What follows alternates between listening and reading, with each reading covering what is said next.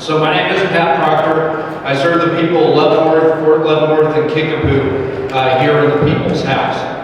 And I'm in my second term. My first term, my second year, we had a Veterans Summit.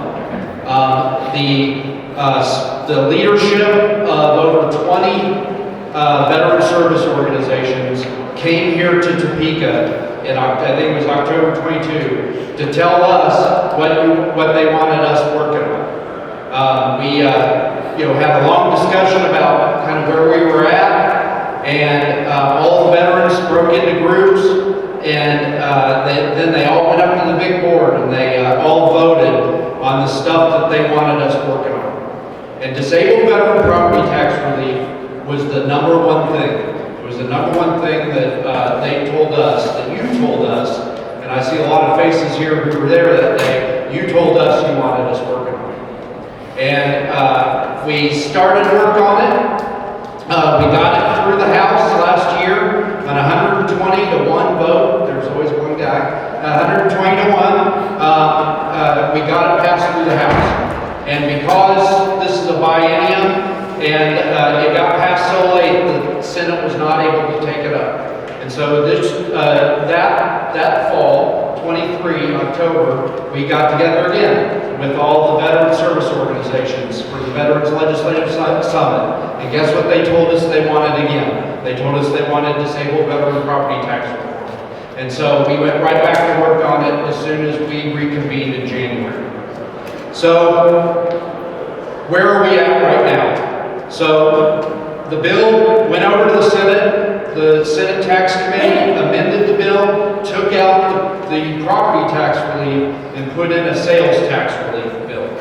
Now, that was one of our priorities, but it was way down there. It was way down there compared to property tax relief. And so that went to the floor of the Senate, and the Senate has passed that. So if you remember your schoolhouse rock, I'm just a bill. So the way it works is it has to pass both houses.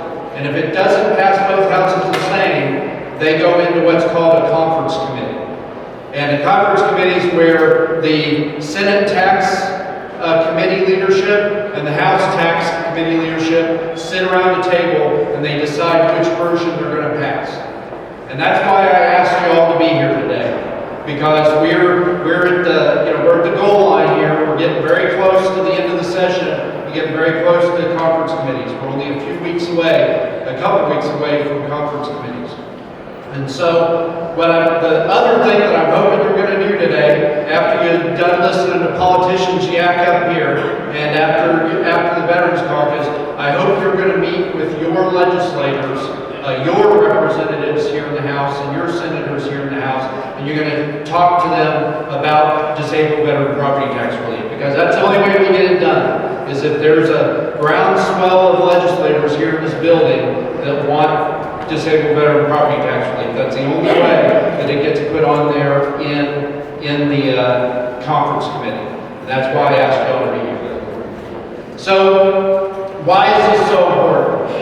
Why is disabled veteran property tax so important? Well, it's about y'all here today and the veterans across the state. But it's also about the future of Kansas. So I got this sheet that I put on the chair, and I hope, I've got some more over here. I hope if you meet with your legislators today, grab a couple and leave it with them so that it's information about why this is so important. We have 85,000 jobs that are going unfilled in the state of Kansas right now. Jobs that we don't have people to put in. And meanwhile, we've got 3,500 veterans that are separating from our active installations here in Kansas every year. Fort Leavenworth up in my neck of the woods, Fort Riley, and McConnell Air Force Base down in Wichita. 3,500 veterans every year. And you see it's right here on the sheet, 75% of them have spouses that are working age too. 23% of them got college degrees, many of them advanced college degrees, and their spouses too. 57% of them are under the age of 65, they're still working age. And we are sending them to other states. We're sending them to other states because the benefits here in Kansas are not as attractive as the benefits in those other states. You see it here on the sheet. Texas, 100% disabled, a full property tax relief. If you're 10 to 90% disabled, it's reduced property taxes.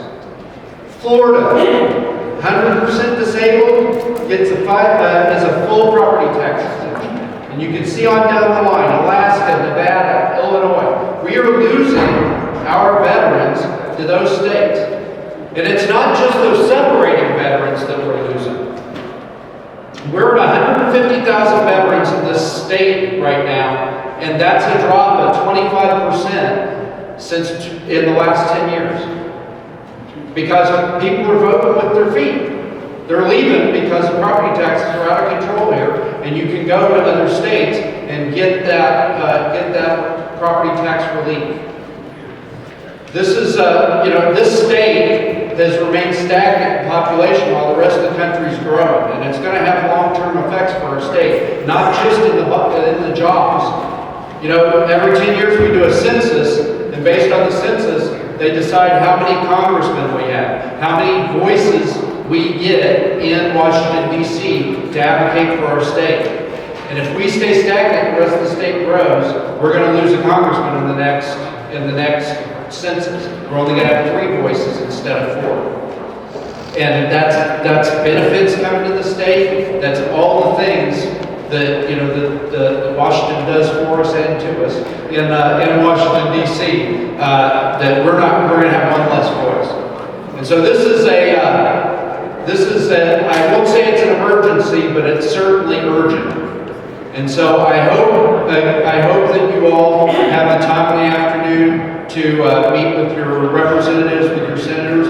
If you don't know who those folks are, get with me afterwards. I'll help you find them and help give you the contact info so that you can get on their schedule. But I encourage you to talk to your representatives and senators and let them know that you want disabled veteran property tax.